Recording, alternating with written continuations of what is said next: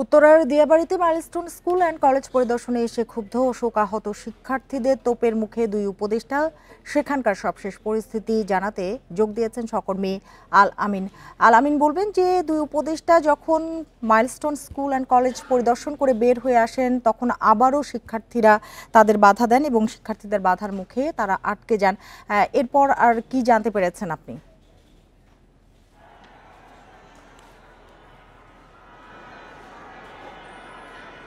এখনো শিক্ষার্থীরা সকাল থেকে তাদের যে ৬ দফা দাবি, সেই ৬ দফা দাবির সঙ্গে তারা রয়েছেন এবং তারা যেটি বলছেন যে তারা আনুষ্ঠানিক ঘোষণা না, এটিতে তার বাস্তবায়ন চান, এরকম একটি কথা শিক্ষার্থীদের পক্ষ থেকে বলা হয়েছে।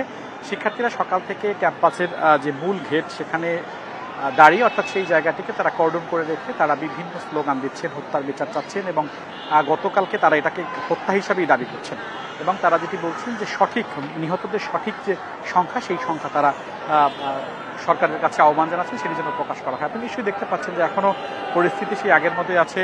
পুলিশ মেট্রো রেলের যে 1 নম্বর গেট সেখানে অবস্থান নিয়েছে, পাশাপাশি এখানে বিজিবির পক্ষ থেকে 2 বিজিবি প্লাটুন বিজিবি যে মোতায়েন করা রয়েছে তাদেরকে এখানে তারাও এখানে আইনশৃঙ্খলা অর্থাৎ অপ্রীতিকর কোনো পরিস্থিতি যাতে না ঘটে সেজন্য তারা সেখানে দায়িত্ব পালন করছেন। শিক্ষার্থী সহ এই মাইলস্টোন কলেজের সাবেক যে শিক্ষার্থী রয়েছেন তারাও মূলত আজকের এই যে কর্মসূচি অর্থাৎ বিক্ষোভ কর্মসূচি সেখানে তারা অবস্থান করছে। তবে উপদেষ্টার 2 উপদেষ্টার বিষয় অর্থাৎ প্রেস সেক্রেটারি এবং আইন উপদেষ্টা এবং শিক্ষা উপদেষ্টার বিষয়ে আমরা এখানে 2 রকম তথ্য পেয়েছি। কেউ কেউ বলেছেন যে তারা আসলে এখান থেকে বেরিয়ে গেছেন, আবার কেউ কেউ বলেছেন যে না, তারা আসলে এখান থেকে এখনো অবরুদ্ধ অবস্থায় রয়েছেন এবং তাদেরকে দেখে শিক্ষার্থীরা যখনই পুলিশ প্রশাসন সামনে আসছে তাদেরকে দেখে শিক্ষার্থীরা ভুয়া ভুয়া স্লোগান দিচ্ছেন। আপনি নিশ্চয়ই দেখতে পাচ্ছেন এখানকার পরিস্থিতি সেই সকালে যেরকম ছিল সেই একই রকম আছে, অর্থাৎ শিক্ষার্থীরা বিভিন্ন জায়গা থেকে জড়ো হচ্ছেন, তারা বিভিন্ন স্লোগান দিচ্ছেন। তবে আজকে এই ঘটনায় হতাহত যারা হয়েছেন কিংবা নিহত হয়েছেন তাদের স্বজনদের আমরা এখানে আসলে কাউকে পাইনি। আমরা যদি একটু দেখানোর চেষ্টা করি, আপনি নিশ্চয়ই দেখতে পাচ্ছেন যে মেট্রো রেলের যে ডিপোর যে গোল চত্বরটি রয়েছে সেই গোল চত্বরের পাশে দাঁড়িয়ে শিক্ষার্থীরা সেখানে তাদের যেই বিক্ষোভ কিংবা কর্মসূচি সেটি তারা চালিয়ে যাচ্ছেন।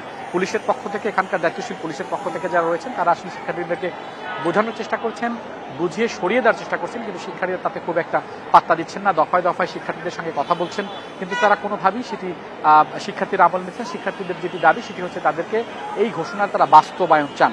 এইদিকে আমরা এখানকার যেই কলেজ শিক্ষকরা রয়েছেন তাদের সঙ্গে কথা বলেছি, তারাও আসলে এই বিষয়টিতে যেটি বলার চেষ্টা করছেন, তারা যেটি বলছেন যে গতকালকে সেনাবাহিনীর পক্ষ থেকে তাদেরকে লাঞ্ছিত করা হয়েছে এরকম একটি অভিযোগ তারা করেছেন, সেটি ঠিক হয়নি। এই বিষয়টি তারা আরও সফটলি ডিল করতে পারতেন এবং এই বিষয়টি শিক্ষার্থীরাও একই দাবি করেছেন যে সেনা সদস্য কর্তৃক শিক্ষার্থীদের শিক্ষকদের এক অংশ যে লাঞ্ছিত হয়েছে সেটি কেন হয়েছে এটার জবাবও তারা আছেন। আপনি নিশ্চয়ই দেখতে পাচ্ছেন সেই সকাল থেকে এখানে যে পরিস্থিতি যেরকম ছিল এখন পর্যন্ত, অর্থাৎ বেলা 4:30 বাজে, বিকেল 4:30, সেই 4:30 পর্যন্ত একই রকম পরিস্থিতি রয়েছে।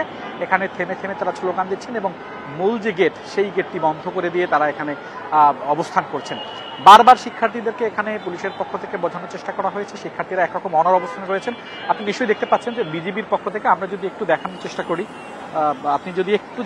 করি, যে আইন শৃঙ্খলা রক্ষাকারী বাহিনী এই ঘটনায় যাতে অপ্রীতিকর কোনো দিকে না যায় আর সেক্ষেত্রে তারা সেখানে কিন্তু একরকম কর্ডন করে রেখেছেন, কাঁটা তারের বেড়া, অর্থাৎ মেট্রো রেল ডিপো স্টেশনের সামনের যে বিষয়টি আপনি নিশ্চয়ই দেখতে পাচ্ছেন যে সেখানে